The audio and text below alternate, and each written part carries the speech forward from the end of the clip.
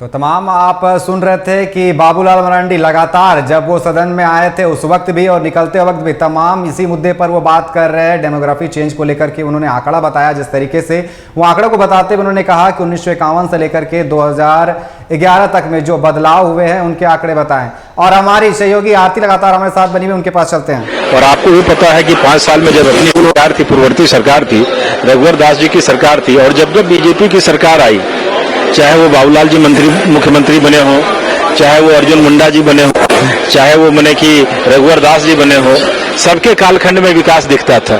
आप देखिए जिस छत के नीचे हम हैं, ये रघुवर दास जी ने बनाया। आप देखिए झारखंड भवन दिल्ली में बन रहा है, वो रघुवर दास जी ने बनाया। आप देखिए हाईकोर्ट जो है तो उन्हीं के कालखंड में हुआ। रोड बना, हमारे यहाँ एम्स आया, एयरपोर्ट आया। हम कह सकते हैं कि अपनी सरकार नहीं होती तो मुश्किल था वो। फिर भी 2019 में जनता ने मौका नहीं दिया सर, इतना काम किया आप लोगों ने फिर भी। जनता जनार्दन है, उनका जनादेश सिरोधारी है, निश्चित मिलेगा। निश्चित। बहुत बहुत शुक्रिया। तो इस वक्त हमारे साथ देवघर विधायक नारायण दास जी थे, जो ये कह रहे थे कि इस बार जनता आशीर्वाद जरूर देगी, जनता के बीच वो अपनी उपलब्धियों को लेकर जाएंगे कि बीजेपी के शासनकाल में क्या कुछ हुआ था। साथ ही ये भी कि सरकार ने कैसे, जो राज्य सरकार है, वर्तमान सरकार है, उसने कैसे जनता को दिग्भ्रमित किया है, उसने कैसे जनता के बीच भ्रम फैलाया है। कैमरामैन पिंटू के साथ मैं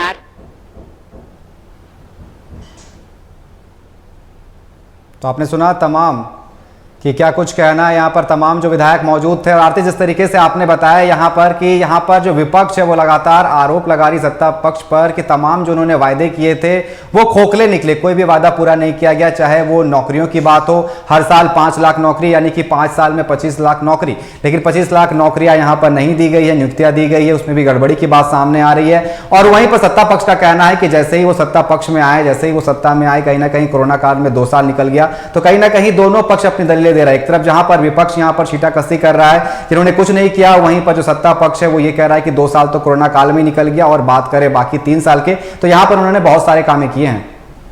आरती, बिल्कुल, देखिए यही मैंने कहा कि सत्ता पक्ष अगर तैयार है, कुछ मामलों पर ये कह रहा है सत्ता पक्ष कि वो विपक्ष के हर सवालों का जवाब देने को तैयार है, बशर्ते सकारात्मक चर्चा हो सदन में। लेकिन इस बीच विपक्ष जो है अपने मुद्दों के साथ सदन में गया है, और इस बार सत्र में वो उसके तेवर काफी तल्ख नजर आ रहे हैं। आपने सदन की कार्यवाही शुरू होने से पहले ही देखा कि विपक्ष यहाँ पर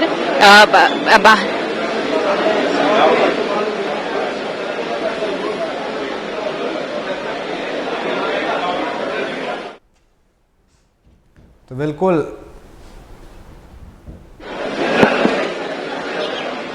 एक चीज हमने देखा कि जैसे ही बाबूलाल मरांडी सदन के अंदर जाते, उससे पहले भी वो घुसपैठ के मामले को लेकर के बोले, जब वो निकले तब भी उसी मामले को लेकर के बोल रहे।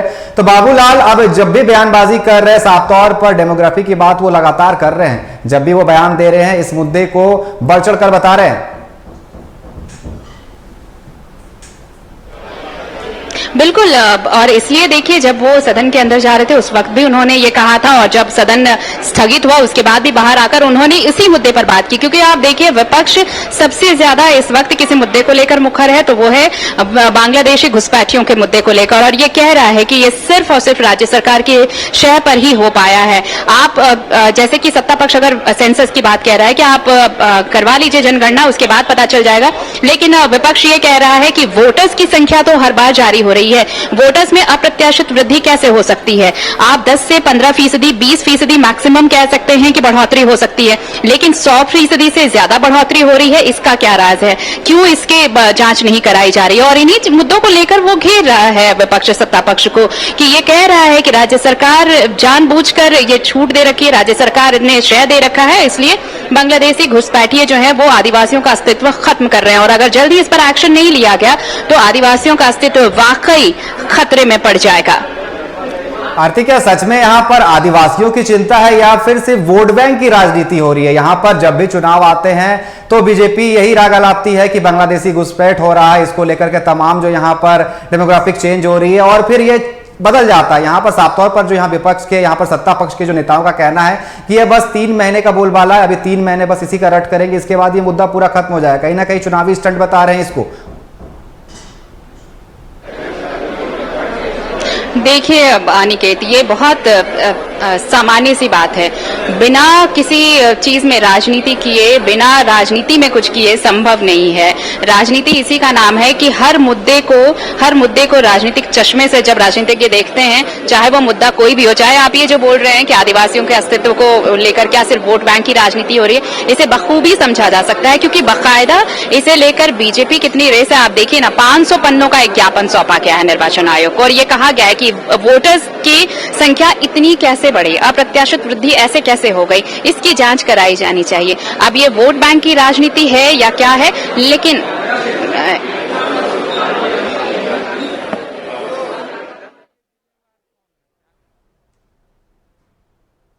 बिल्कुल, कभी यहाँ पर कोई ईवीएम पर सवाल करता है कि ईवीएम सही नहीं है, ईवीएम के कारण ईवीएम की जांच होनी चाहिए। अब यहाँ पर वोटर्स की जांच की बात कही जा रही है, तो कहीं ना कहीं आरोप प्रत्यारोप चल रहा है। एक बार ये सवाल उठते हैं कि ईवीएम के कारण ईवीएम हैक किया जा रहा है, तो अब जिस तरीके से यहाँ पर बाबूलाल जी सवाल उठा रहे हैं कि 20% से सीधा 120%, कहीं ना कहीं इसकी जांच होनी चाहिए। और आपको सीधे लेकर के चलते हैं बाले विधायक विनोद सिंह के पास, जो कुछ कह रहे हैं कि झारखंड जैसे राज्य में आपने फिर देखा कि बजट में जो है झारखंड को केंद्र सरकार ने धोखा ही दिया है, तो इन पहलुओं पे वो बात कर रहे हैं। तो मैंने बताया ही कि अनुबंध कर्मी है, और जब ऐसे दौर में कि जब तमाम 21 साल से ऊपर महिलाओं के लिए सरकार ने 1000 रुपये की पेंशन की है, तो जो लोग काम करने वाली महिलाएं हैं उनको तो उनके पद के अनुरूप 100 रुपये, उनमें से कई को चाहे जल सहिया हो, स्वास्थ्य सहिया हो, इन तमाम लोगों को चाहे रसोईया हो, 3000 रुपये भी नहीं मिल पाते। ये माले विधायक विनोद सिंह से देखिए भानु प्रताप बीजेपी विधायक है, क्या इसमें संयमित हुआ ना भानु जी, केस हुआ तो आप फिर मैं आपसे पूछ रहा हूँ, हाथ पकड़ के उतारेंगे कि नहीं उतारेंगे? जनता उनको गट्टा पकड़ के उतारेगी। मैं बार बार बोल रहा हूँ, जनता में आक्रोश है। बालू 500 रुपया से 5000 रुपया ट्रैक्टर हो गया। आप 28 लोगों के नौकरी देते हैं, उसमें 17 बाहरी लोगों को नौकरी देते हैं। लोगों में आक्रोश है, आदिवासी मूलवासी में। इरफान जी मंत्री जी बोल रहे कि गद्दा नहीं, गदा चलेगा, गदा ये सब बाहरी लोग आके अब तो गदा भी हनुमान के पास था, तो बजरंग बली का गदा जो है वो हमको लगता है चलेगा तो इरफान जी पर चलेगा। अब इरफान जी मंत्री बन गए हैं तो उनको थोड़ा सा मर्यादा में बोलना चाहिए, और हनुमान जी का गद्दा कहीं मंत्री जी पर पड़ा तो बादल वाला हाल हो जाएगा, न घर के रहेंगे न घाट के रहेंगे। काम कर पा रहे हैं, क्या लग रहा है इरफान जी काम कर पा रहे हैं? जो विभाग मिला है काम करेंगे तो भी जेल जाएंगे, नहीं काम करेंगे तो भी जेल जाएंगे। जेल तो जाना है, चूंकि आलमगीर आलम साहब के बगल में उनका कमरा बुक है, और ये हम नहीं चाहते हैं, ये कांग्रेस चाहती है और आलमगीर आलम साहब खुद चाहते हैं कि हमारे बगल के कमरा में अगर कोई आए तो इरफान अंसारी है। अच्छा, नियुक्तियों में जिस तरीके से वायरल हो रही है, बताया बाहरी लोगों की संख्या बताई जा रही है ज्यादा है, वही तो कहना है ना। खतियान के बात करने वाले,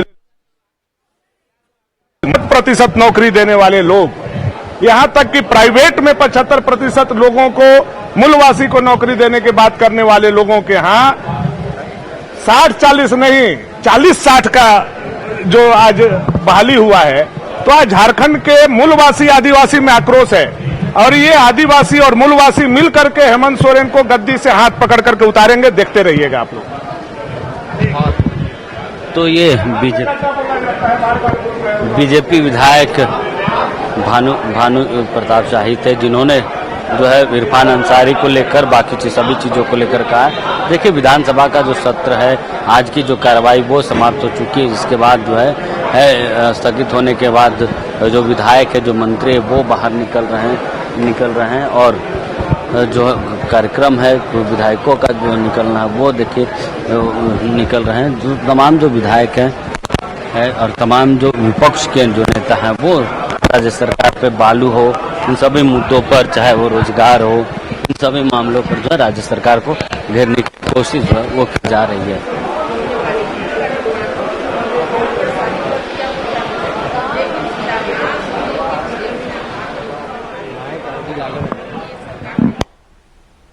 बिल्कुल, तो जिस तरीके से तमाम जो, चाहे वो सत्ता पक्ष हो चाहे विपक्ष के जो नेता है, विधायक है, वो लगातार अपने अपने बातें रख रहे हैं, जिस तरीके से चाहे वो डेमोग्राफिक चेंज का मामला हो या फिर रोजगार का मामला हो, चाहे फिर सहायक पुलिसकर्मी हो या फिर आदिवासी मूलवासी का जो मामला है, आरक्षण का जो मामला है, इसको लेकर के तमाम यहाँ पर बातें कर रहे हैं सभी जो विधायक निकल रहे हैं और सरकार को घेरने की। आपको बता दें कि सदन की कार्रवाई जो है सोमवार 11 बजे तक के लिए स्थगित कर दी गई है। वहीं सोमवार को जब सदन की कार्रवाई जब एक बार फिर से शुरू होगी तो वो हंगामेदार होने के असर नजर आ रहे हैं। चित्ररंजन, जिस तरीके से आज जो बयानबाजी हुई है, कहीं ना कहीं इससे तो ये साफ हो चुका है कि जब सोमवार को सदन की कार्रवाई शुरू होगी तो काफी हंगामेदार होने वाला सदन की कार्रवाई।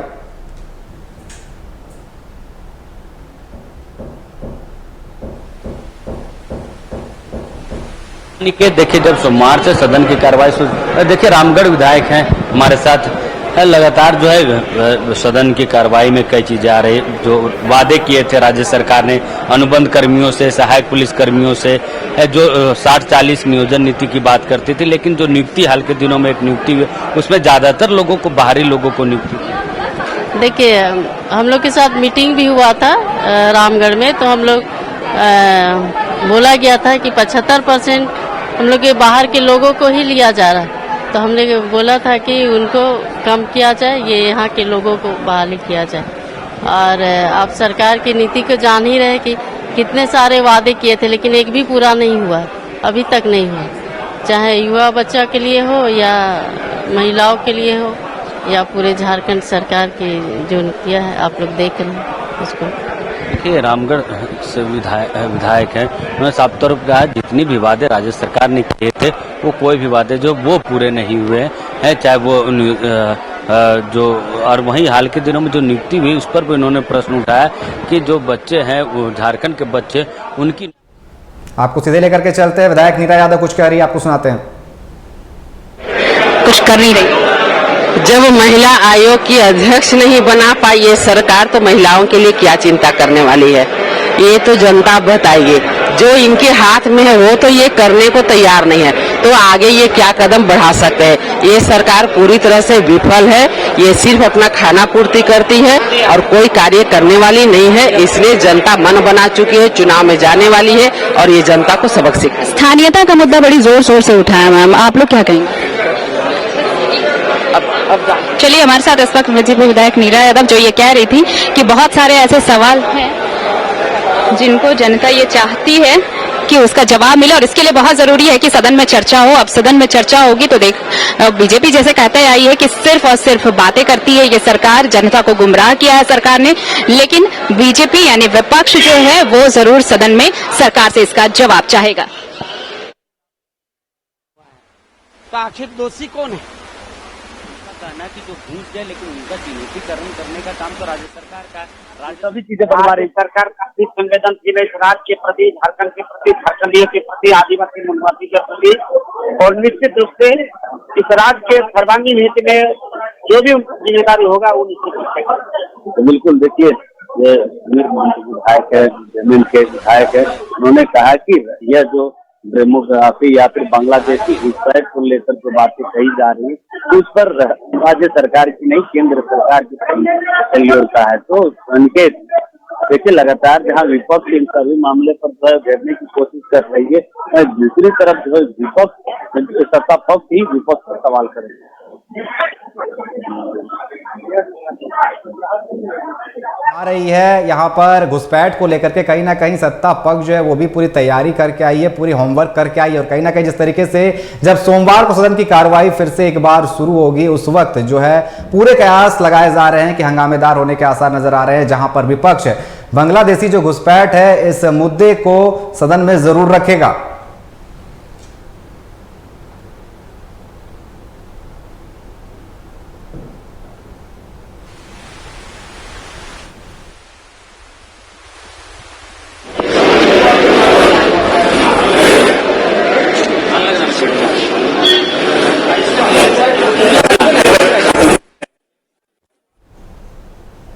तो लगातार आप सुन रहे हैं कि तमाम जो विधायक निकल रहे हैं उनका यही कहना है, चाहे वो सत्ता पक्ष का हो या फिर विपक्ष के विधायक हो, साफ तौर पर जो घुसपैठ का मामला है, चाहे डेमोग्राफी चेंज का मामला है, इस पर लगातार जहां विपक्ष एक तरफ से आरोप लगा रही है राज्य सरकार पर कि जिस तरीके से बांग्लादेशी घुसपैठ कराया जा रहा है, कहीं ना कहीं इससे आदिवासियों की जो यहाँ पर संख्या है वो